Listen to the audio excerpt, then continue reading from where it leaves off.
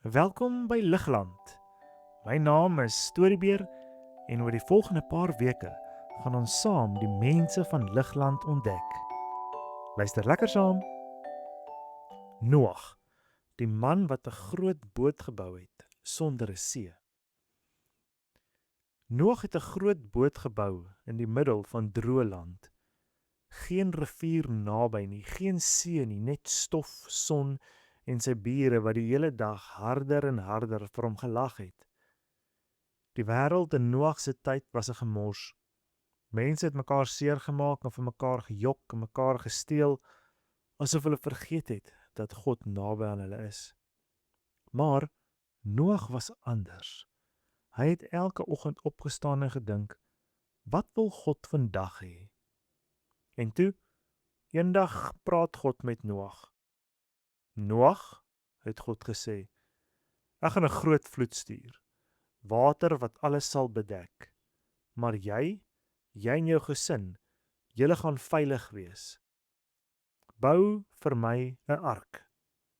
'n Ark is 'n reusagtige houtboot, so groot soos 'n rugbyveld, met 3 verdiepings en genoeg ruimte vir 2 van elke dier op aarde. Noag het ingeasem en hy het uitgeasem. Goed, het hy gesê, en hy het begin saag. Maar die bure wou nie stil bly nie. Noag, het een man geskree terwyl hy oor die heining leun. Waarvoor bou jy die ding? Dit gaan nooit reën nie. Noag het net sy hamer vasgehou, sy kop laat sak en aangehou timmer. Kap, kap, kap. Die ark het begin vorm kry. Plank vir plank, dag vir dag, jaar na jaar. Want 'n ark bou jy nie in 'n naweek nie. En toe, op die dag wat alles klaar was, het die diere begin aankom. 2 leeu's, 2 olifante, 2 slange, 2 van alles. Hulle het aangestap, aangevlieg en aangekruip, asof iemand onsigbaar hulle gelei het. Noag se vrou het uitgeroep, Noag, daar kom 2 seekoeie. Ek weet, het Noag gesê, maak plek. Toe sluit God die deur. Nie Noag nie, God. Reg binne die donker ark, wat soos hout ruik, met diere wat snork en skuif rondom hom, het Noag gestaan en geluister. Eers niks, maar toe, tip. 1 druppel op die dak. Tip, tip, tip, tip, tip, tip, tip, tip, tip, tip.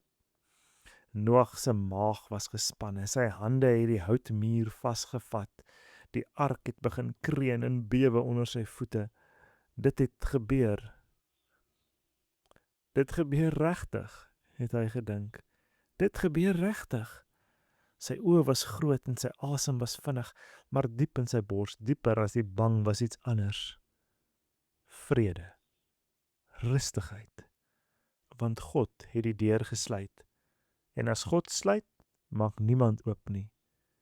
Die reën het geval, 40 dae en 40 nagte. Die waters het gestyg, tot selfs die berge verdwyn het.